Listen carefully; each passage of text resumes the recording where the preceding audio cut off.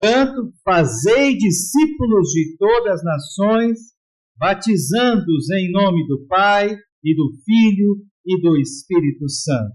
Mesmo sentados como os irmãos estão, vamos orar, pedindo ao Senhor Deus que abençoe a nossa devocional desta manhã.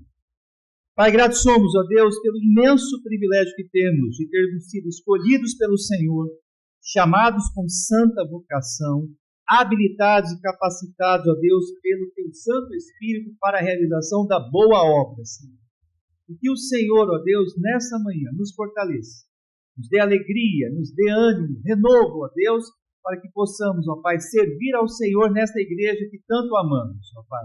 Que nós possamos dedicar a nossa vida a Ti, ó Pai, e que nós possamos cumprir a nossa missão em nome do Senhor Jesus. Amém.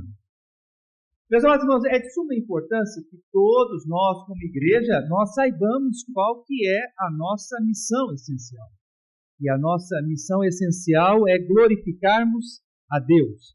O Catecismo Maior de Westminster, que representa ali os nossos símbolos de fé, aquilo que nós, como igreja, cremos, na sua pergunta primeira, diz que o fim principal do homem é promover a glória de Deus. E por consequência disso também, nós precisamos entender que a igreja tem como principal finalidade a promoção da glória de Deus. E dentre as formas mais elevadas, mais exaltadas, mais grandiosas que temos de promovermos a glória de Deus, está justamente no discipulado. Nós encontramos o texto que nós acabamos de ler, o grande comissionamento, a grande ordem que o Senhor ele nos deu. E qual é essa grande ordem que o Senhor deu à sua igreja? E qual é esta grande ordem que o Senhor deu ao seu povo? Ide, portanto, e fazei discípulos de todas as nações. Nós queremos, nessa manhã, meus amados irmãos, meditarmos sobre os seguintes aspectos. O que é discipulado? Como fazermos discipulado? E eu gostaria de terminar a nossa devocional dessa manhã fazendo uma reflexão entre uma igreja que é discipuladora e uma igreja de eventos. Que Deus, assim, nos abençoe. Muito bem, é de suma importância que todos nós, como igreja, compreendamos o que é discipulado. E uma definição muito simples, uma definição muito objetiva, se você puder, tome nota. Discipulado é levar outra pessoa a se tornar um seguidor de Cristo. Vou repetir. Discipulado é você fazer ou você levar uma outra pessoa a se tornar um seguidor de Cristo. Qual que seria o pré-requisito básico para que nós possamos discipular alguém? Sermos nós seguidores de Cristo. Você só pode levar alguém a ser seguidor de Cristo se você tornou-se um discípulo. O que nós precisamos entender é que todo discípulo ele gera outro discípulo.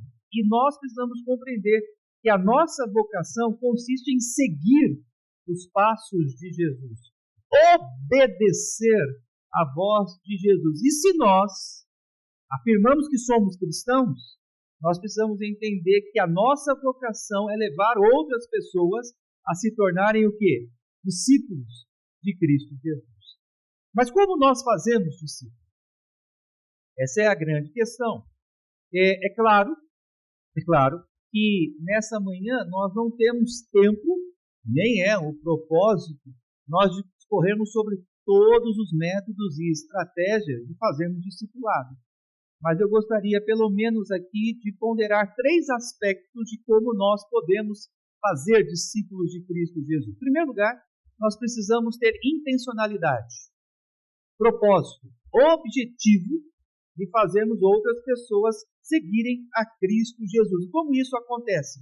Escolha alguém e você coloque essa pessoa como alvo na sua vida para que você leve essa pessoa a seguir a Jesus.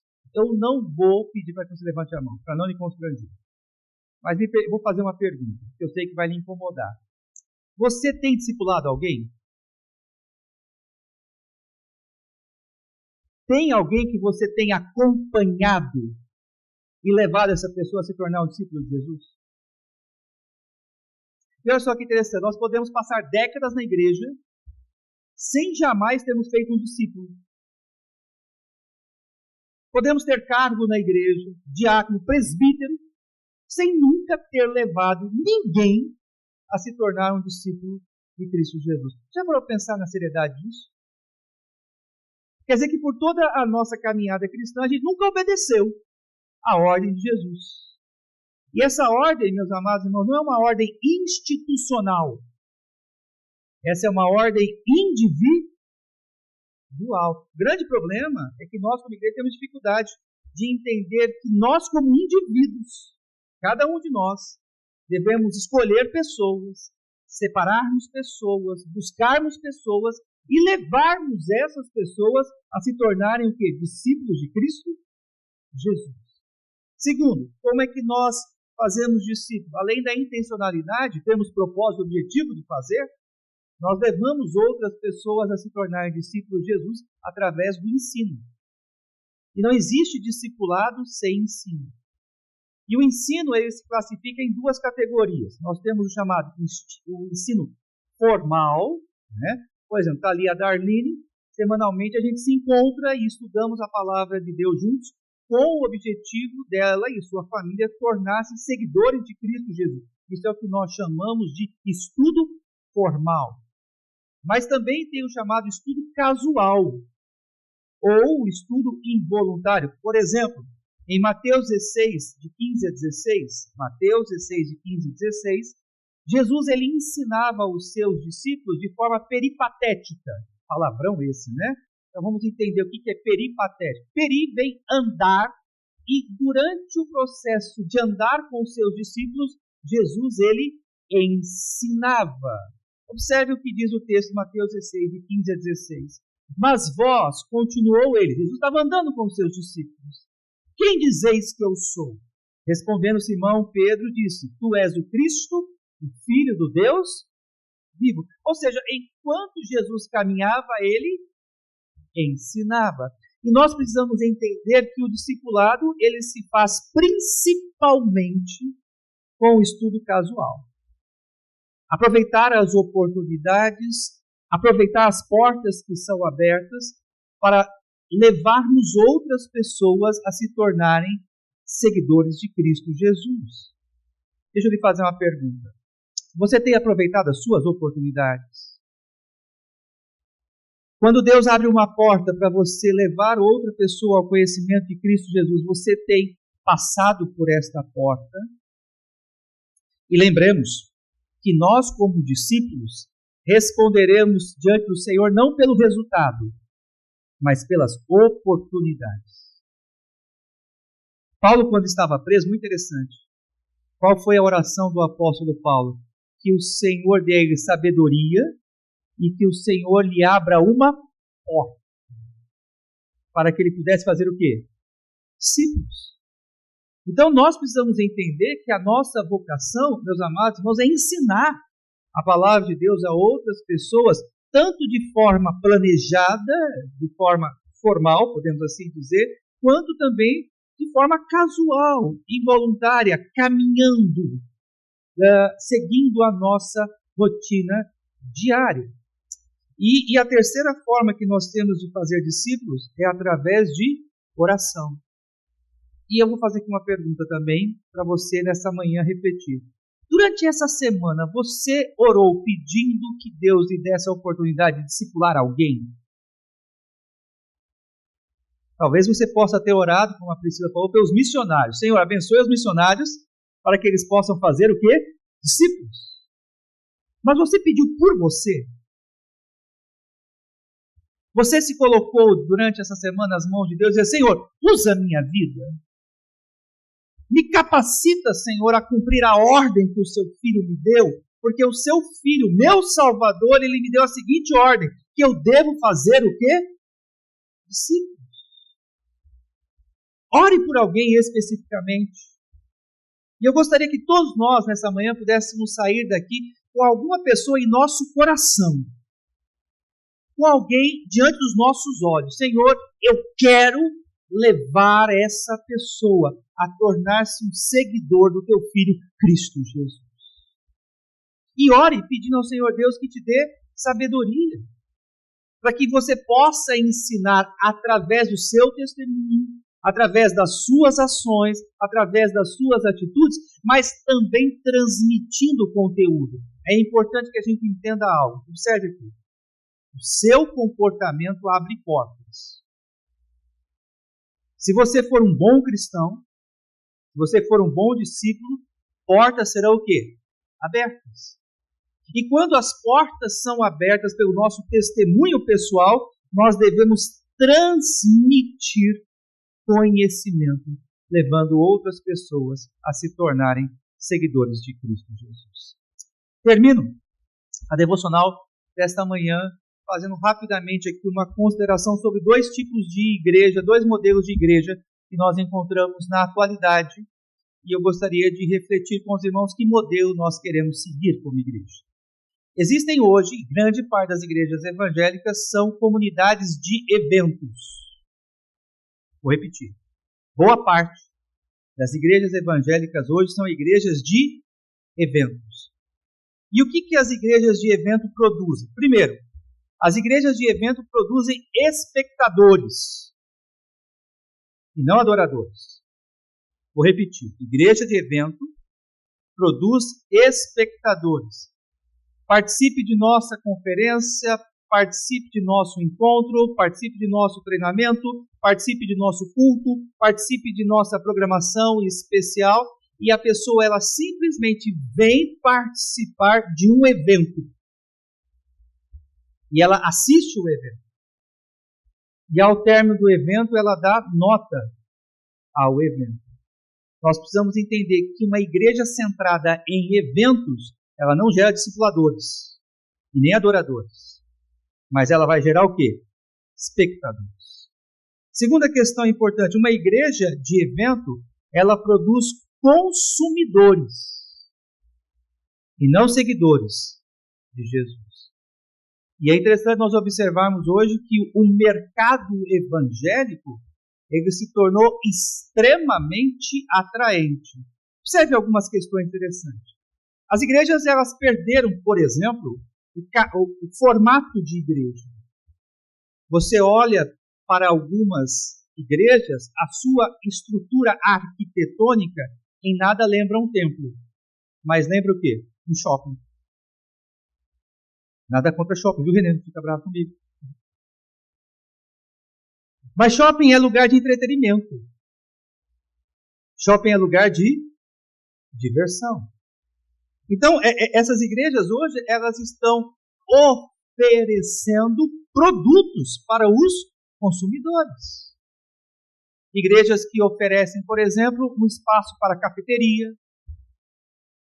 Igrejas hoje que oferecem vários outros atrativos. Porque, na verdade, essas igrejas que são movidas e elas são geradas por eventos, elas estão atrás de consumidores. Irmãos, o mercado da fé virou um baita negócio. Você tem hoje empresários, ouçam, que investem pesado em construção de igrejas. E deixam o salão, o espaço, igreja, lindo, oferecendo de tudo. E com o passar dos anos, ele vai recebendo o seu investimento.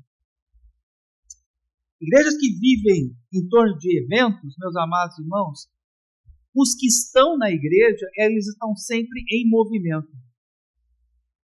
Não criam raízes. Mas sempre eles estão à procura dos melhores produtos. Se a igreja deixa de oferecer um produto, ou uma outra igreja oferece um produto melhor, a pessoa simplesmente sai daquela comunidade e vai para outra comunidade porque ela está à procura de um produto. É como o mercado. Você vai à procura do melhor produto e do melhor preço. E essa mentalidade hoje mercantil, ela adentrou as igrejas. Pessoas vêm, analisam o produto, escolhem o produto e se não estiverem satisfeitas com o produto, simplesmente descartam o produto e vão atrás de uma outra comunidade de eventos. E é por isso que nós observamos hoje tanta mudança de membresia? Porque as igrejas hoje elas não estão produzindo seguidores de Jesus, mas elas estão produzindo o quê? Consumidores.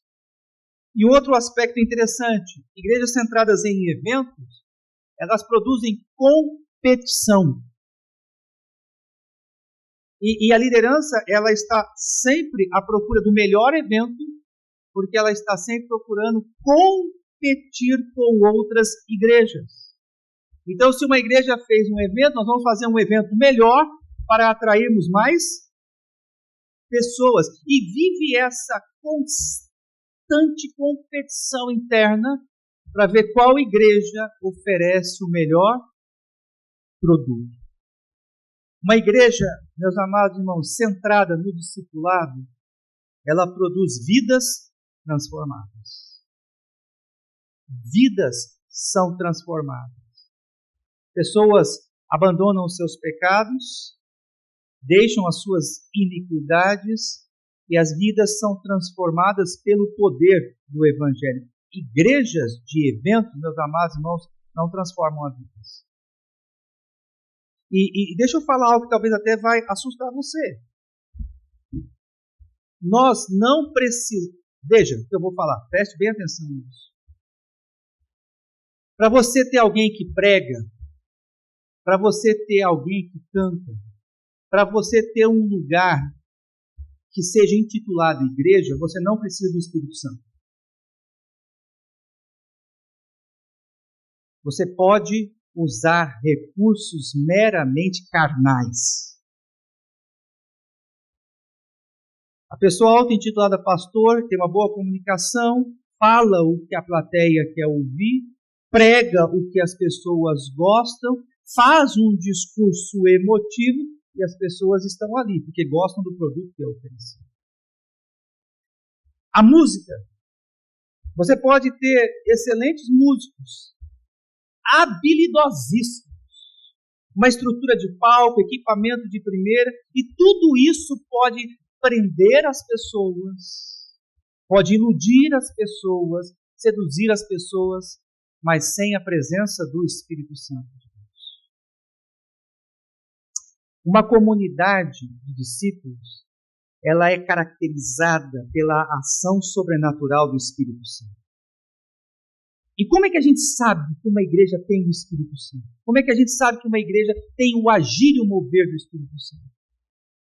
Não é pela sua aparência, nem pela eloquência do seu pregador, e nem pelas técnicas musicais que são aplicadas, mas é quando a gente vê vidas que são o quê? Transformadas. Porque quem convence o homem do pecado, da justiça e do juízo é o Espírito Santo de Deus. Uma comunidade de discípulos, meus amados irmãos, tem famílias restauradas, casamentos que são consertados, filhos que se voltam aos pais, filhos que se tornam obedientes às suas mães, lares que são restaurados. Irmãos, eventos podem até prender os nossos filhos, mas não transformam os nossos filhos. E sobre discipulado, aonde começa o discipulado? Dentro da nossa própria casa. Nós precisamos entender que nós, como pais, temos como principal atribuição, não é trazer simplesmente os nossos filhos à igreja, mas é fazer com que os nossos filhos se tornem o quê? Discípulos de Cristo Jesus. Seguidor de Cristo. E fazer com que os nossos filhos se tornem discípulos, irmãos, vai tempo. É desgaste. É você sacrificar horas de descanso. É você sacrificar tempo de lazer para que você possa investir verdadeiramente aquilo que é precioso no coração dos seus filhos, levando o Evangelho e a fé ao coração destes. Uma comunidade, meus amados irmãos, de discípulos, é uma igreja que tem crescimento saudável. Porque quando uma pessoa ela se torna verdadeiramente um discípulo de Cristo Jesus, Ela não está na igreja por causa do pastor, ela não está na igreja por causa do evento, ela não está na igreja por causa da sociedade interna, mas ela está na igreja por causa de quem? De Cristo. E eu termino com as palavras do autor aos Hebreus. Olhai firmemente para o autor e consumador da nossa salvação, que é Cristo Jesus. Minha oração hoje é que a nossa agenda, a nossa programação, meus amados irmãos, seja para a formação de discípulos. Que a nossa igreja tenha como prioridade sermos uma comunidade discipuladora e que nós não sejamos meramente uma igreja de eventos. Amém, queridos?